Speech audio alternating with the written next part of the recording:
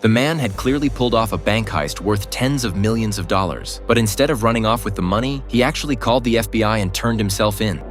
I'm the in and out bandit. I want to turn myself in. That immediately made the agent on the line feel a bit helpless because he'd already received hundreds of calls just like this. And the reason the man gave for surrendering sounded even more ridiculous. He claimed he wanted a reduced sentence by confessing. Obviously, no reasonable person would buy such a lame excuse. As he went on describing specific details, the FBI became more convinced the caller was just a lunatic making things up, even mocking him outright. That's not how it works, buddy.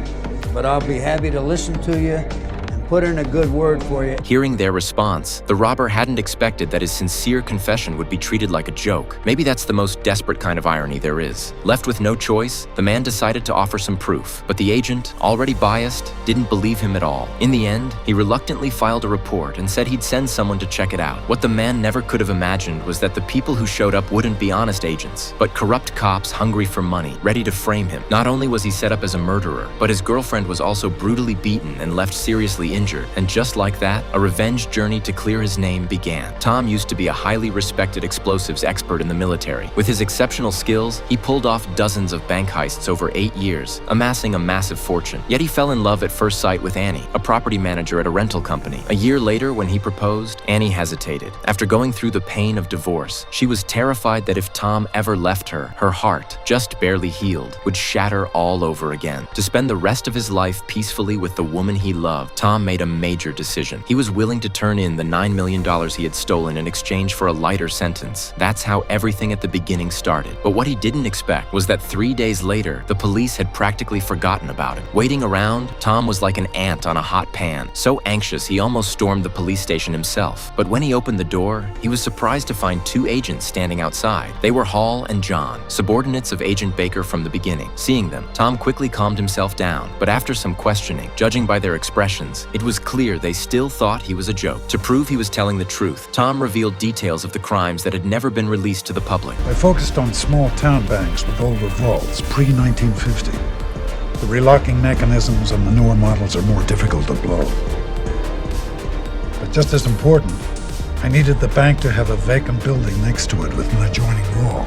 He explained how he entered through ventilation shafts and used explosives to easily blow open vault doors. After taking the money, he would restore the damaged walls, making the whole operation nearly flawless. Listening to Tom's detailed explanation, Hall began to waver slightly, but they still needed evidence. So Hall pressed Tom for the location of the stolen money. After getting the exact location, Hall and John prepared to check it out. Tom asked to go along, but Hall firmly refused. Deep down, they still believed the whole thing was just a prank, but no one expected that this seemingly trivial search would completely change all their fates. When Hall and John arrived at the warehouse, they initially found nothing, and John even thought the whole trip was a waste of time. Just as he urged Hall to leave, John.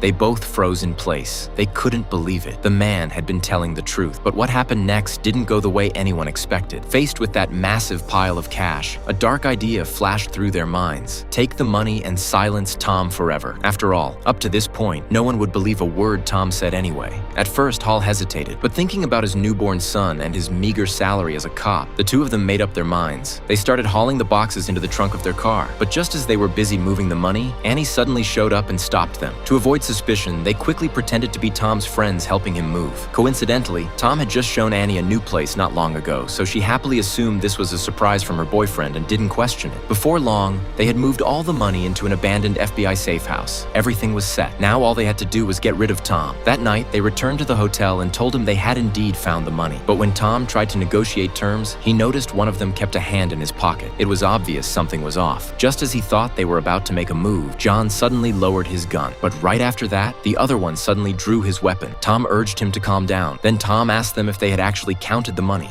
It turned out he had held something back. The money they found was only part of the total. John hesitated. Clearly, he still wanted the rest of the cash. But greed has no limits, and soon things spiraled beyond their expectations. Just as the standoff reached its peak, there was a knock at the door. At first, they thought it was one of Tom's accomplices, but the voice from outside left them stunned. Agent Sam Baker, FBI. Open up, Carter. It was their boss. A few hours earlier, Tom had called Baker again. When Baker couldn't reach John and the others, he assumed they hadn't gone and came personally to confront them. John, busy moving money, hadn't answered his calls. That's why Baker showed up himself. After entering, Baker saw John holding a gun. Combined with Tom's subtle signals, he immediately started questioning them. What exactly, sir? Tom seized the moment and struck first.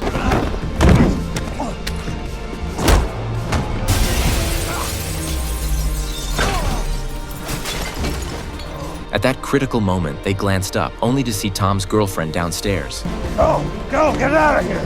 John was knocked to the ground. Without time to explain, Tom grabbed Annie and fled in a car. But the FBI wasn't easy to shake. Hall chased after them, firing repeatedly, though he only managed to hit the rear windshield. At this point, there was no way they'd let Tom go. They pursued him relentlessly. Tom not only had to evade the FBI's intense chase, but also deal with Annie's confused and relentless questions. Fortunately, he managed to calm her down, then focused on driving. With a sharp turn, he finally lost Hall and John. They narrowly escaped. But soon after, when Annie saw how skillfully and professionally Tom stole a car, she suddenly felt like she didn't even know the man in front of her. Sensing her reaction, Tom confessed everything, his past as a master thief. He told her he hadn't spent a single dollar and had planned to turn himself in. All he wanted was a chance to live a peaceful life with her. But instead, he was met with two corrupt cops driven by greed and nearly lost his life. The reason Tom robbed so many banks without spending a dime was because, deep down, it was his way of seeking redemption. Back when he was still in the military, the boss of his father's company embezzled employees' pensions. His father, forced out of his job and left with nothing, eventually took his own life in despair. That injustice filled Tom with rage. His first robbery targeted that corrupt boss, stealing every cent he had. Thinking of how his father had worked his whole life without ever seeing that kind of money, Tom was overwhelmed with grief. To him, robbery was just a form of revenge. It wasn't until he met Annie that he found a reason to live again and decided to leave that life behind. After earning Annie's understanding, he asked her to leave the city first, knowing the two agents would pin everything on him. And since Annie was the only witness to them moving the money, she would inevitably be dragged into it. Meanwhile, Detective Myers had already surrounded the hotel with his team. Looking at his colleague's body, he swore on the spot to bring the killer to justice. He questioned John and the others. Just as Tom expected, they claimed Baker was already dead when they arrived, and Tom had fled out of guilt. After reviewing surveillance footage, Myers quickly figured out their background. Since Tom had escaped, they decided to go after Annie, assigning John and his partner to track her down. Coincidentally, at that moment, Tom received a call from Annie. She told him she hadn't left. While in the car earlier, she remembered the warehouse had surveillance cameras, and the whole scene had been recorded. As long as she could get that footage, she could prove Tom's innocence. Hearing this, Tom immediately grew anxious. Please, hang up and get out of there right now. He rushed to the storage room as fast as he could, but he was still too late. John had already cornered Annie inside the office. By the time Tom arrived, she was barely alive. Seeing the woman he loved dragged into all of this, Tom didn't hesitate. He rushed her straight to the hospital, but just as he was giving her information at the front desk, a nearby officer noticed him, forcing Tom to leave immediately. Thinking about his innocent girlfriend, Tom called John right from the road and in the calmest voice delivered the coldest threat. Agent Evans, I'm coming for you. But luck clearly wasn't on Tom's side that day. On his way to find John, things kept going wrong, and before long, he ran into the police. With sirens blaring behind him, Tom made a sharp left turn and sped off. As the patrol car closed in, he seized the moment and blew through a red light. The police car chasing him wasn't so lucky. But just when he thought he'd gotten away, another police car appeared head-on after the next turn. Thinking fast, Tom swerved into a small courtyard and hid. Watching the patrol cars slowly drive past, he turned his head, ready to pull out, only to spot John driving by at that exact moment. When enemies meet, it's personal. Tom slammed the gas pedal to the floor.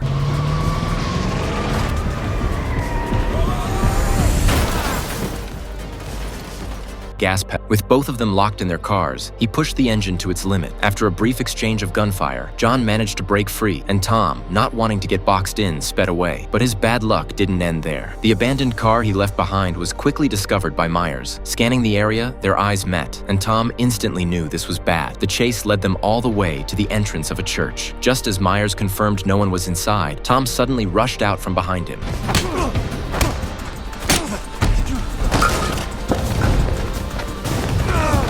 After a fight, Tom gained the upper hand, but he didn't hurt Myers. Instead, he explained that John had killed Baker and even attacked his girlfriend. He told him he had evidence of their crimes, and even the gun in his hand belonged to Hall. After saying that, Tom left the gun behind and walked away. That night, Tom called the hospital. After confirming his girlfriend was safe, he finally let out a breath of relief. What he didn't know was that not long after he hung up, the ruthless John showed up at the hospital. His target was Annie. But just as John made sure no one was around and was about to enter the room, he suddenly turned and left. Out of the corner of his eye, he had spotted Myers hiding inside. Clearly, Myers now believed most of what Tom had said. Meanwhile, unaware of all this, Tom quietly set his sights on Hall. That night, Hall had just gone to bed with his wife when he heard a noise from the car downstairs. Alert, he grabbed his gun and went to check. After noticing something odd with the rolling door, he relaxed slightly, only for Tom to suddenly attack him from behind.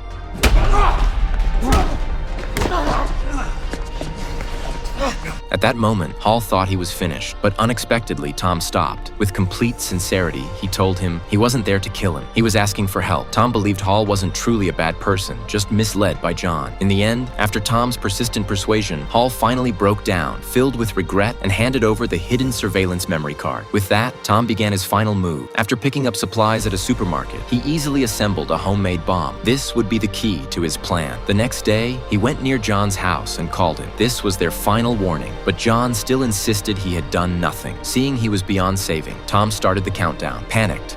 3, 2, 1.